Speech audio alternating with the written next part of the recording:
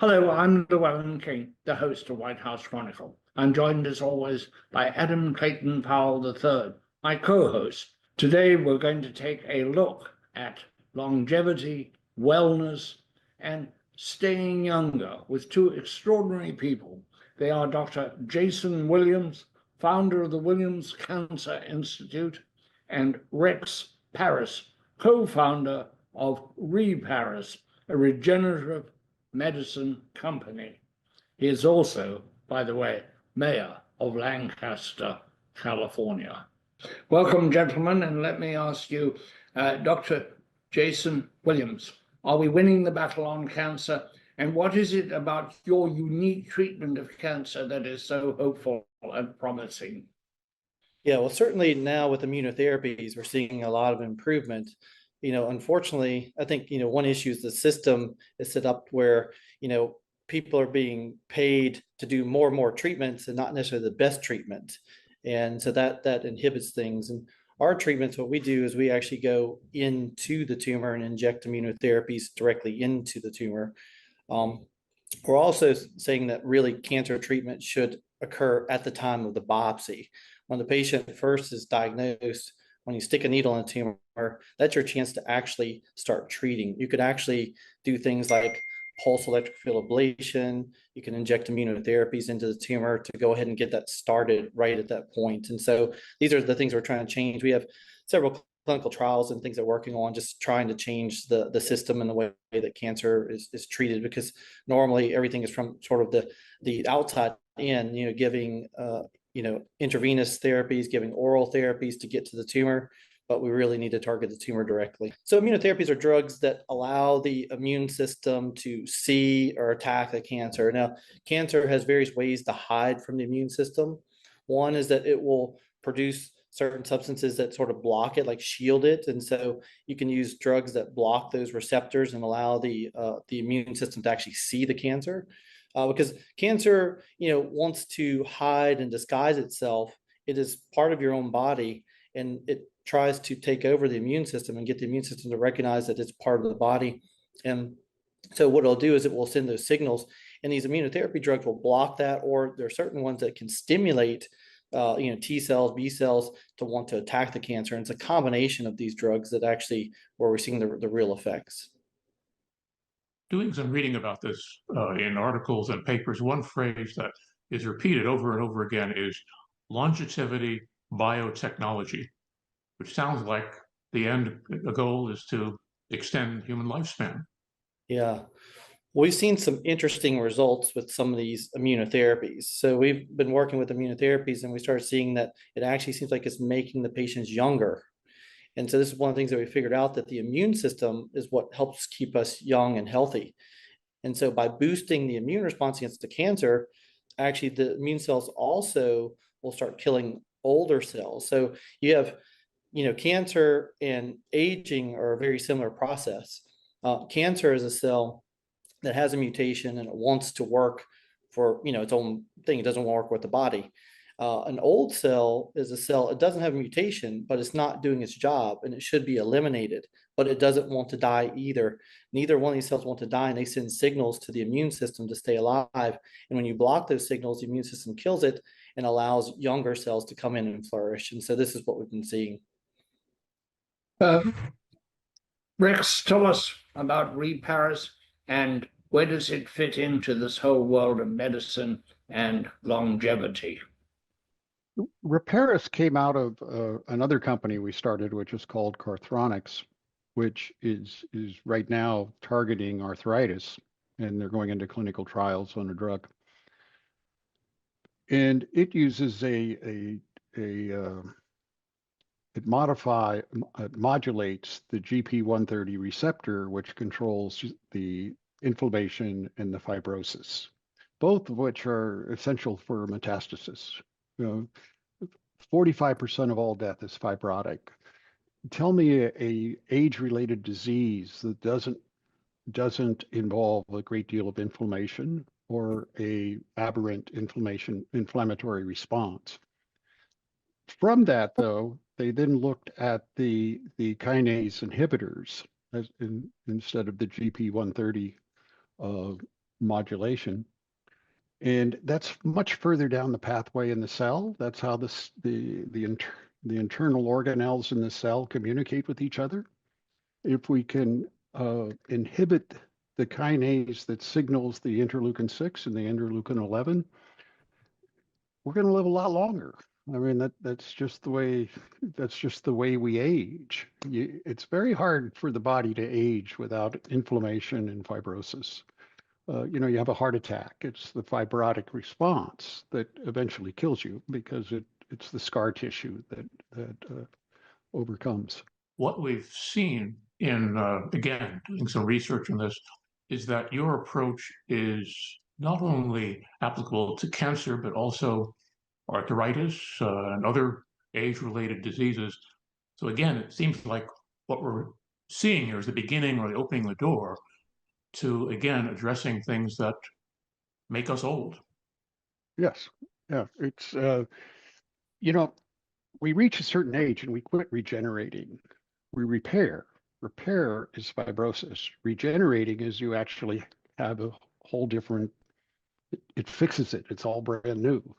Children tend to regenerate. That's why they don't have lasting scars of any note. And that's what we're attempting to do, is to turn back the immune response. And I think that's correct. What occurs is our own body kills us. It's a hyperactive response. Not too long ago, I had septic shock, and at my age, I should have been dead, but because that's the biggest cause of death of people in hospitals is sepsis. So that's what killed everybody with COVID, was sepsis, which is the body's immune response just out of control. And I guess essentially what we're doing is we're coming up with different proteins and drugs that slow that immune response down. And it's our reaction to it that ages us. Rex, what will be the products that your company will bring to market? Well, the CX11 drug is now in clinical trials. We're going to do the clinical trial in Australia. We're pretty confident the impact that's going to have on arthritis because we've tested it in large animals, and the cartilage regrows. And more importantly, though, the pain is immediately, there's a cessation of the pain immediately. With ReParris, with the kinase inhibitors, we're now able to modulate just how much inflammation the body produces, how much fibrosis, because you need both of those responses, but now we're able to modulate it. The thing I fear with all of these drugs, however, is the current regulatory system. It is highly unlikely that any of them are going to see the light of day if the current regulatory systems remains unchanged. Sepsis, it's a one and done drug. There's not a lot of return of investment on it, because if it costs $3 billion to take a drug to market, which is the average today, you need a drug that you're going to have to take a lot of for a long period of time.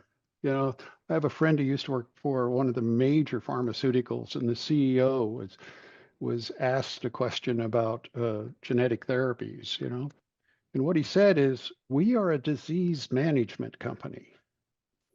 And that type of treatment, the disease goes away.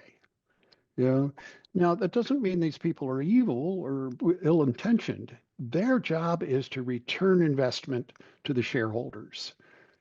The drugs we're talking about do not have that big of a return because they're one and done. You take it one time. Until we change that system and we change the way we do clinical trials, which create that business model, I don't see a lot of hope for a lot of this. But what I do find great hope in is the new administration. I think is going to change all of that. I think we're going to have a 2025 response to how you test drugs. It doesn't have to cost $3 billion. And the problem with aging drugs is, how do you do clinical trials on them? You know, I mean, we haven't even defined the biometrics of aging yet. You know, once that happens, I think we'll see a different attitude from the FDA. But until the FDA changes, I just see more of the same because the business model makes it that way. Not the people, it's the business model. We have to change that. Let's stay on that for a moment. You support what you've called the right to try. What is that, and why is that important? Well, you have the Right to Try Act, which is if you are suffering from a terminal disease such as cancer and there is no treatment, right? The FDA will allow a pharmaceutical to give you the drug and you can take it without clinical trials. Well, I'm 73 years old. What does it matter what I take? I mean, my lifespan is just not going to be that much longer. And so we're trying to get what we call an accredited patient. Once you turn 70, you can try whatever you want to try, as long as you're of sound mind and all the risks have been explained to you. Now look at the benefit of that now. You now have real data coming in from all of these patients that have elected to do this. You could accelerate the process of then approving these drugs for everyone. And you're not going to have any dearth of people wanting to do it. During COVID, 30,000 people agreed to be infected with COVID after they had taken a vaccination to see if it worked. Now, the FDA wouldn't let them do it. They couldn't do that, but it would have accelerated that process considerably. For the benefit of our listeners on Sirius XM Radio's POTUS, Channel 124, you're listening to White House Chronicle. I'm Llewellyn King, executive producer and host. Co-host Adam Clayton Powell III joins me. Our guests today are Dr. Jason Williams, founder of the Williams Cancer Institute, and Rex Parris, co-founder of ReParris, a regenerative medicine company. He is also mayor of Lancaster, California. White House Chronicle airs nationwide on PBS, public, educational, and government access channels. Subscribe for full episodes of White House Chronicle each week as a podcast on your favorite audio platform. Watch this and previous episodes on the White House Chronicle website, whchronicle.com. For more information on co-host Adam Clayton Powell III's University of Southern California project, contact him at truevote@usc.edu. You can now find me on Substack. Jason, you have had success in treating cancer, but I understand you had to take one gravely ill patient out of the U.S. To succeed. Is that correct? Yeah, well, that's correct. It actually happens a lot. And I think everything that Rex is saying is spot on. I mean, the problem is the system and the way it's set up makes it very difficult. And the model is not helping. We need to be a system that's rewarded more for results and not the way that things are now. But unfortunately, I work in the U.S. I work in Mexico. We do various things. We have stuff all over, and we have clinical trials in both countries. In Mexico, we have a little bit more options, so we can do broader right to try versus the U.S. The U.S. has right to try, but if you have cancer patients, when you need certain drugs, you've got to apply to that company. They don't have to give it to you. It just takes a lot of time, and then the hospitals don't want you to necessarily do it, so it becomes very difficult. In Mexico, it's a little easier. The hospitals will be, will let you do that, and you could get the drugs a lot easier. So yeah, we definitely do that. Jason, is there hope for cancer?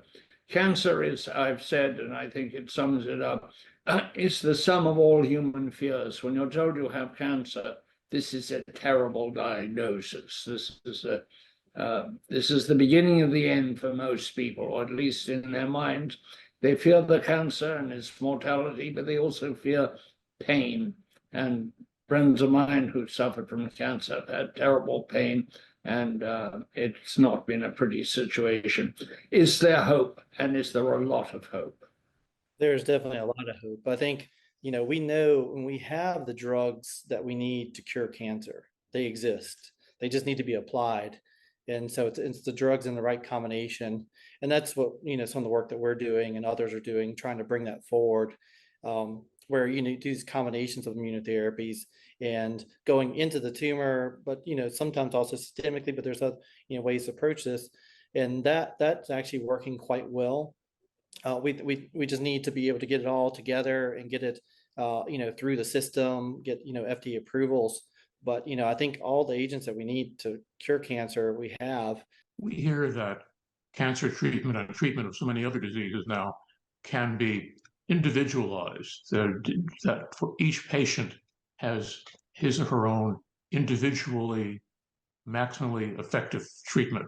Is that part of what your work is focusing on now? Is also? Yeah, so definitely a lot of cases are individual. You have different genetic aspects of the tumors, and so that may change the medications that you use with the patients. And so yeah, you really need that ability to take an individual approach. The key though is that we need lots of the weapons, because there's lots of the drugs that are out there, but a lot of them are in development, but they're not FDA approved because they're only looking at them at that one drug by itself, not what it does in combination.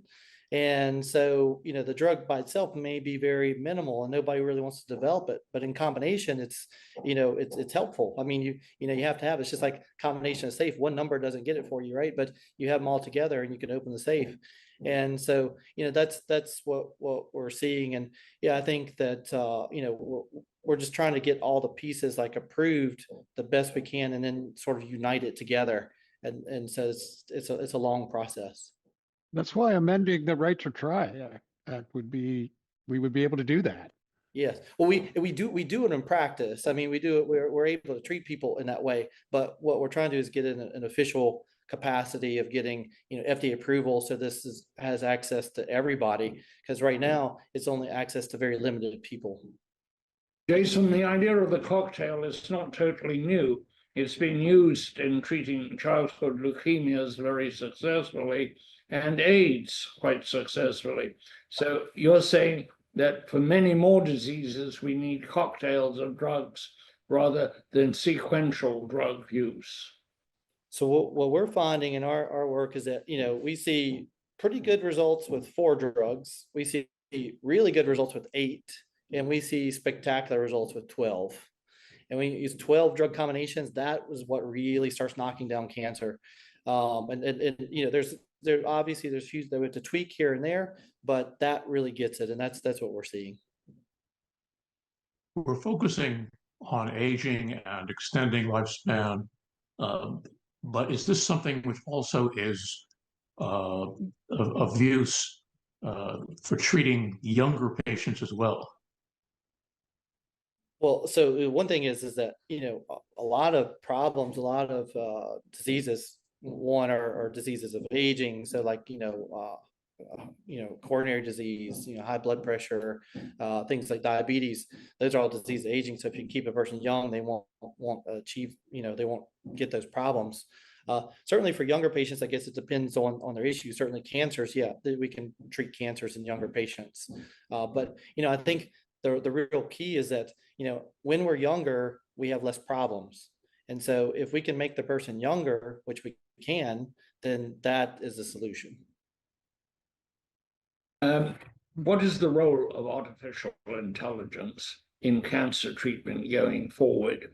To get your 12 drugs, presumably AI can identify the drugs and their interactions with each other and any contraindications that might be anticipated.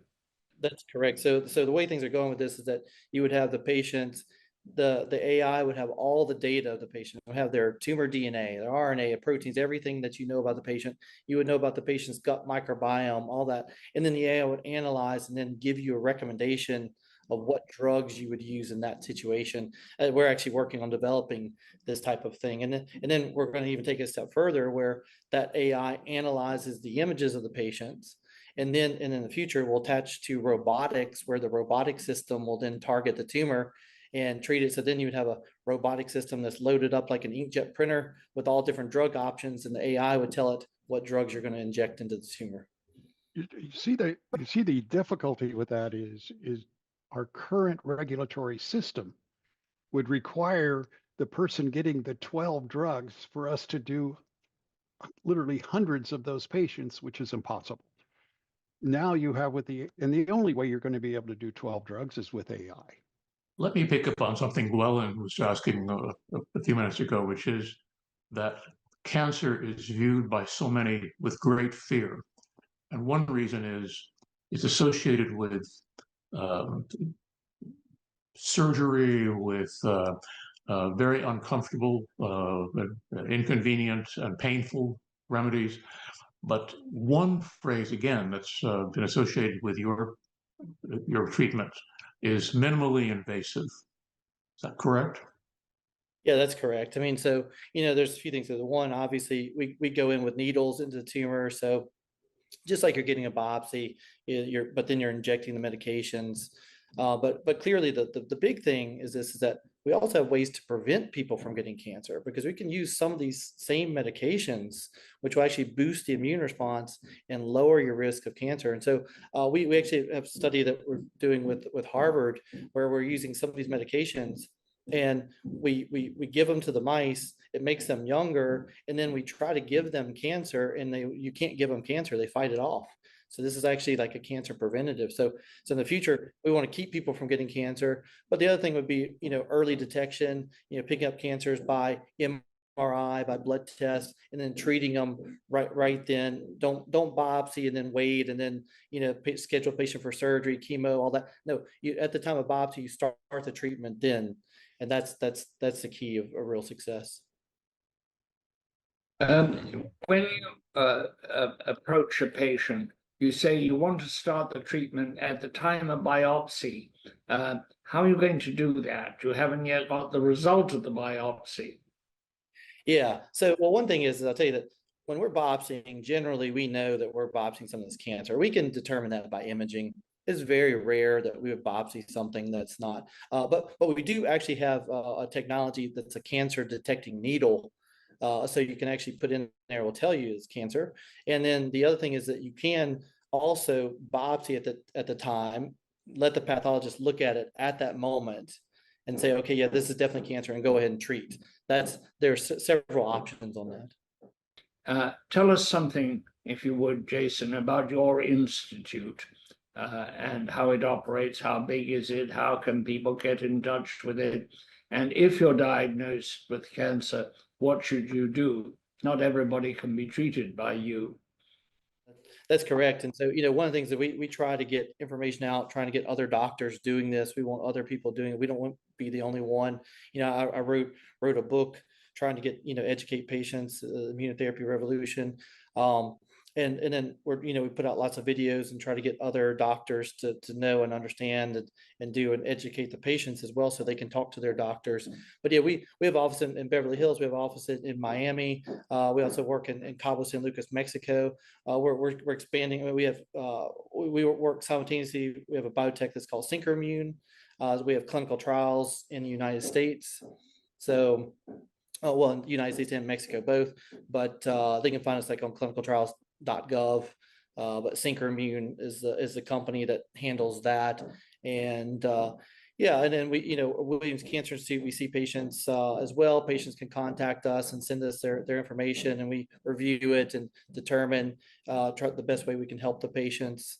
We try to help as many as we can, but obviously, we're one entity. We have many doctors, so we can take on some people, but certainly if we can't take them on, we try to guide them the best way we can. I'd like to ask a question about peer review. Is that in fact constructive, or does it often lead to siloing and to repetitive actions and ideas? Yeah, well, in my opinion, I mean, obviously, I think it's somewhat important, but I think also, it does lead to where some people have agendas and can push things away. And so it can be difficult to get some information out. we just don't really have a good system for that, because there's lots of things, and if there's people have agenda against it, they will not want to publish that, and so that may hide things that are very useful. The classic open-ended question: what haven't we asked that you'd like to talk about? Yeah, I think clearly one of the things that we're figuring out is that cancer and aging are a similar disease. And now that we're understanding how to solve cancer, and I think that we have the tools to solve it, that we're also seeing the ways to solve aging as well. And so, and it's really interesting. And I work with some other people, talk a lot with like David Sinclair at Harvard, and his work parallels a lot of mine. We're using some of the similar drugs. He's reversing aging in mice. We're using the same drugs to treat, cancers. So that's, it's really interesting how those diseases are really one and the same. And now we're coming together and fixing potentially these two major problems. And I think we've got everything we need to do. We just have to go through the official process to get it out there. So is aging a disease? It is a disease. And the thing is, I think that if the immune system stayed alert, we would not get old. It would keep us young. I think we should be in a younger state, but I think what happens is that we're missing some of those factors. And if you give that, the immune system will then keep you young. And so now you can take an older person and make them younger again, just like taking a cancer patient and like getting rid of their cancer. But a young person, theoretically in the future, we can give them medications and keep them young. Yeah, I think that's clearly where it's going. Is the people that will live forever are the ones that are children today. I have a final question for Jason, and that is, some years ago on this program, we were approached by a group of brain surgeons who were very frank. They said, we are lying to our patients. We are giving them chemo and radiation, and they are dying. And we are telling them that, don't worry, we're giving you chemo and it should work, and it didn't work. And they wanted really to revise the way that they were testing people, and again, to get more latitude to do that. And that was very interesting. To what extent, either of you, do cancer oncologists lie to their patients, and is there any other option? Well, I think the oncologists are well-intentioned, but I think they're misguided. So, they may want to do the right thing, but they're doing what they're taught. Chemotherapies obviously had a role and may still have a role. But, when you look at chemotherapy is stuff that actually ages you, right? So you're looking at cancer, and what you're saying is that you've got old cells there. Let's make them older and try to make them die. But that's why chemotherapy doesn't usually get rid of all of them. And so now the concept, what we're doing is, to make them young. Don't try to make them older, make them young. And so, I think that again, the doctors, I believe, are well-intentioned in making the patients think that they're, going to help them, and they believe it, but they really know it's not going to help them very well. And I think it's unfortunate. That's our show for today. I thank Rex and Jason for coming on and sharing hope with us. Stay well. We'll be back next week. Cheers.